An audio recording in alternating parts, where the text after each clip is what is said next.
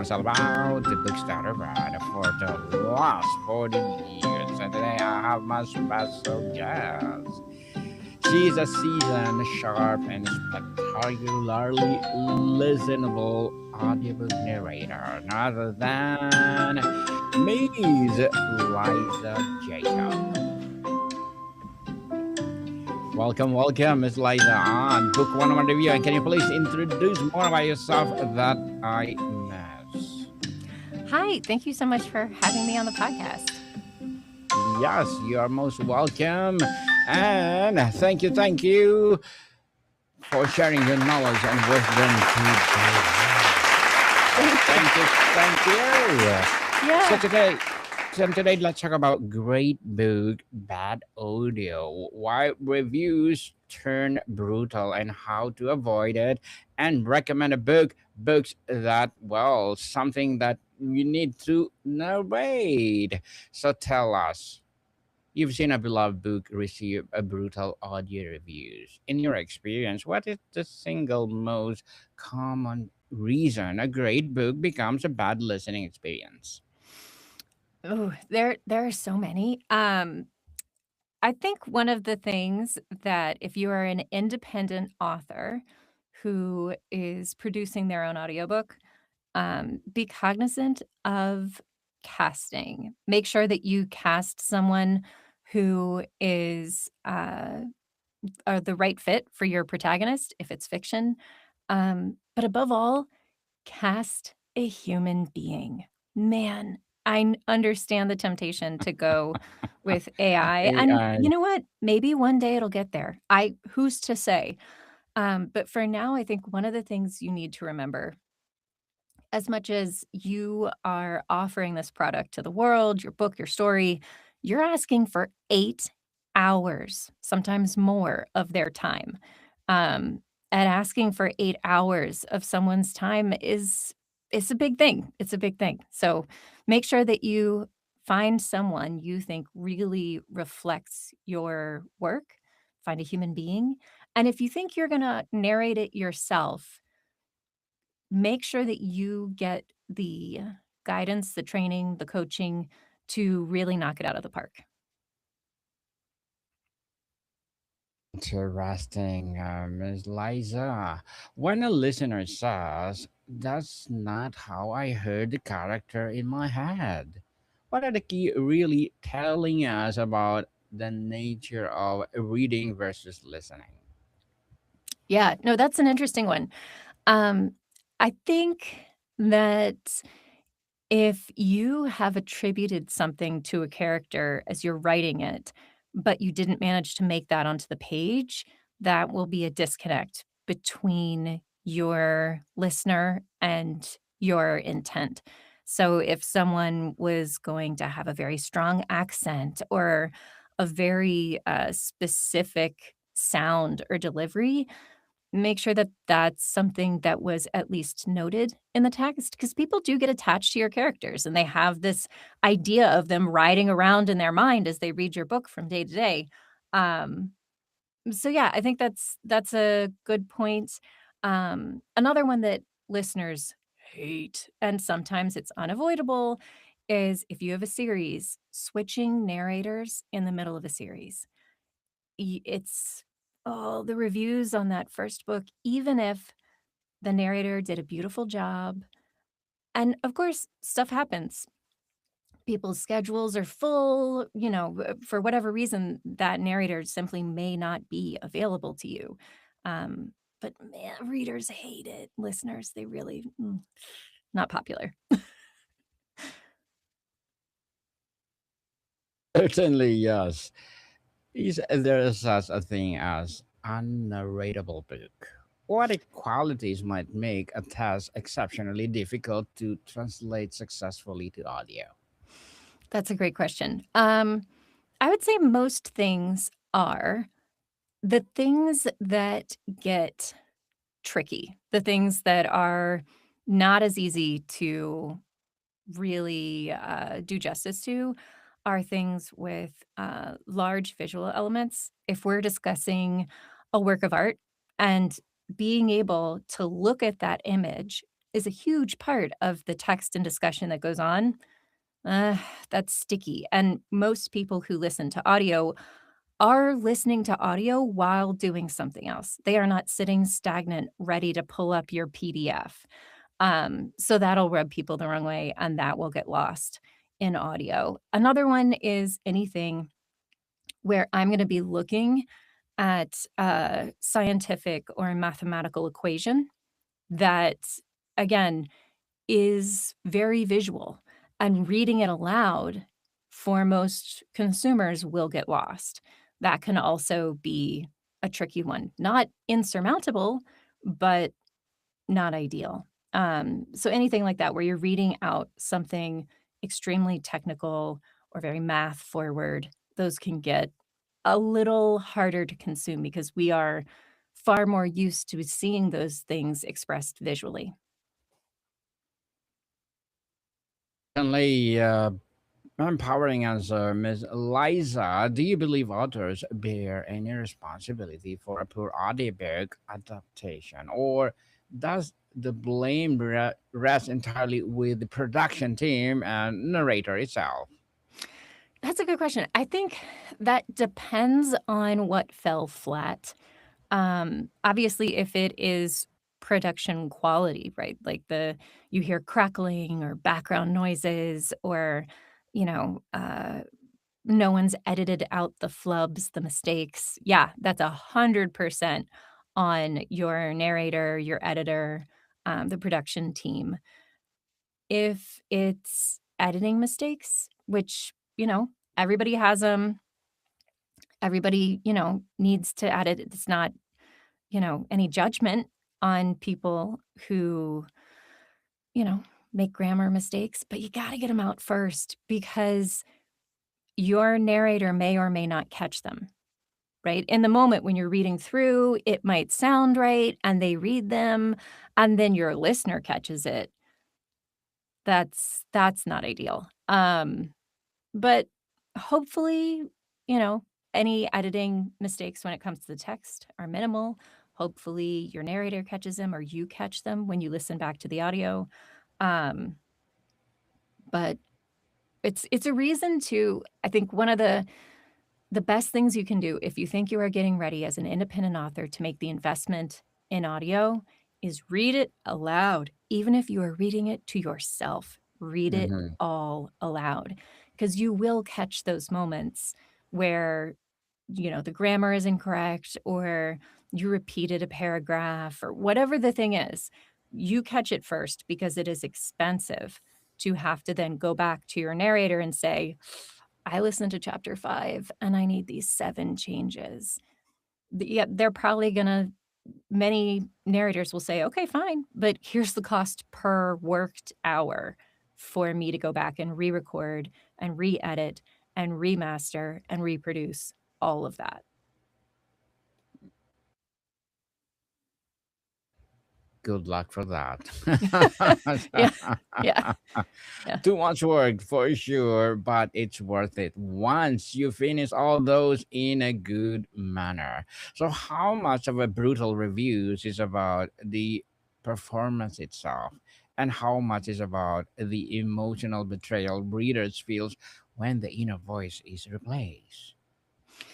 Ooh, that's a good question. I think switching narrators mid-series is something that many, publishers and independent authors have become more aware of, and you see it less now than you did maybe 10, 15 years ago, even though back then, no one was hoping to switch narrators. Everybody understood, continuity is best. Um, Certainly, there will always be reviews, and this is the other side to the coin of trying to avoid brutal reviews, is there will always be someone who just didn't love your book. There will always be someone who just that narrator is not for them. Um, it happens, but that being said, I think one of the best things you can do for yourself is choose as your little sample. whether it's on Audible or wherever else your audiobook is being sold, the audio retail sample should really represent the core sort of genre and feeling of your book. So many books will just have the first 4 minutes of the book as the audio sample. But if the first 4 minutes of your book is her sitting in the cafe before the aliens land and it's the apocalypse, that's not really showing what the rest of the book will be about. Even if the cover is of aliens landing, even if your description appropriately matches your book, I think having that audio sample really represent the genre, the vibe, and the narrator's abilities. It's an important thing. Let your audio sample show the tension once they land or show the first action scene. That's my opinion because I think one of the common phrases in writing, the promise of the premise, you really want your listeners to feel like you delivered on that. And it's better to really show that up front, even if you feel like, oh, well, it's kind of more niche, or oh, well, I don't know if this will sort of turn people off. If that's what the book is, let it be an A plus for the niche it's in, rather than be sort of a bland, excerpt that people then later feel like, "Well, that wasn't really what it sounded like the whole time," or, "Well, that wasn't really the story," you know?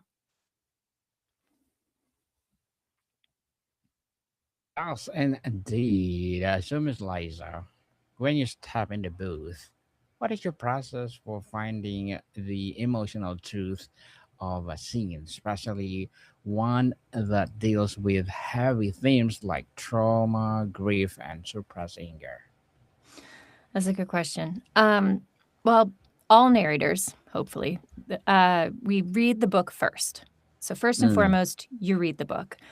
yes. Um, Almost everybody takes notes. I keep a spreadsheet.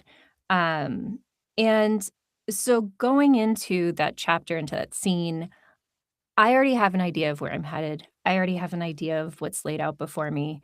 Um, and this is really where it is an acting job. It's not just a reading job. Um, and so I think it's your acting training that you call upon in those moments to really try your best to put yourself in their shoes, to be honest and react to the text and live within it.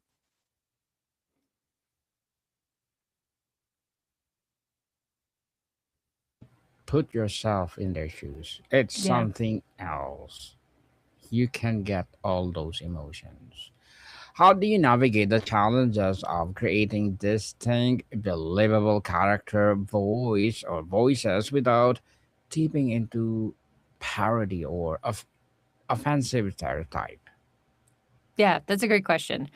Um, so I think that obviously it's you're particularly when you're a solo narrator and you are doing everybody's voices, you have to create this sort of suspended disbelief that I could be all these different people. And you're absolutely right that not tipping over the edge into parody, into sort of something extreme is a huge part of that.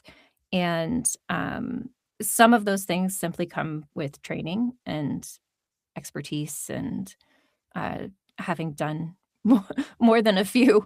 Um, and some of those things are more about letting yourself create a character and inhabit that person's space more so than like putting on a voice, if that makes sense.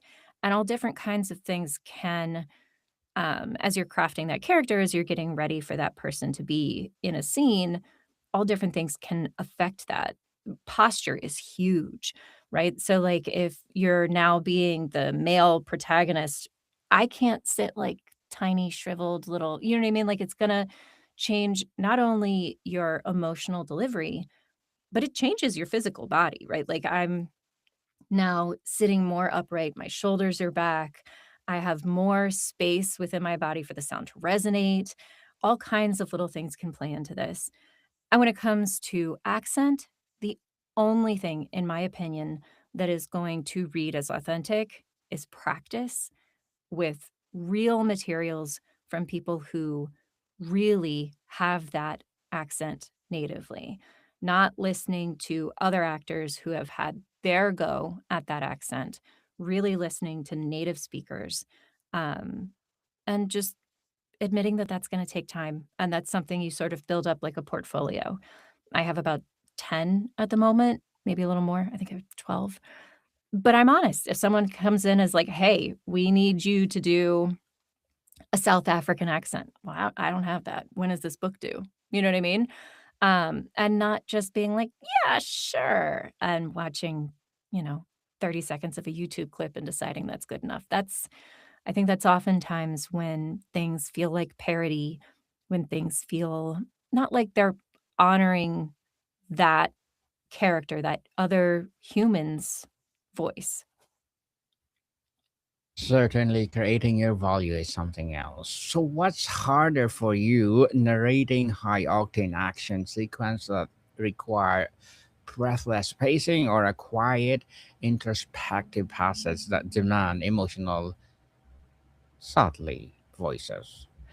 Yeah. No, I think that's one that changes for every narrator. Some are more comfortable with one and the other, and I am definitely more comfortable with the quieter, more subtle work, and it's a skill I had to learn. It was a part of the craft I had to work at in the beginning, because I felt like I was just trying to keep the pace up the whole time, and it sounded b prolonged. It didn't sound natural, and so for me, one of the things that I will consciously work at in those big chase scenes and those big moments of action that are not just a momentary shift is finding the moments of calm so that the levels can go up and then come down and then go up and then come back a tiny bit, because if I just try to read the whole thing super tight, intense, and intense, and intense, it becomes unlistenable. It is no longer fun for the listener. You've completely lost the bead on where we are and where we're headed, and so have I, because I'm just working at keeping it tense the whole time. So that's what definitely been one of the things that did not come naturally. Certainly, Ms. Liza. So, as a seasoned, sharp, and entrepreneur, what are your short term and long term goals? Oh, that's a good question. Um, Short term, I mean, hit deadlines, right? Yes. Short term, that's an easy one, hit Deadlines. deadlines. Yeah. Long term, I I don't know, I primarily work in fantasy and romance and YA, and I love it. I really, really love it. I think just get to keep exploring that. I'd love to explore more high fantasy. I'd love to explore more middle grade. Um, yeah, and I like working with publishers. I love working with independent authors. Um, yeah, I don't know, man. I'm living the dream. I, like, love what I do, so it's hard to be like, "I have a different plan."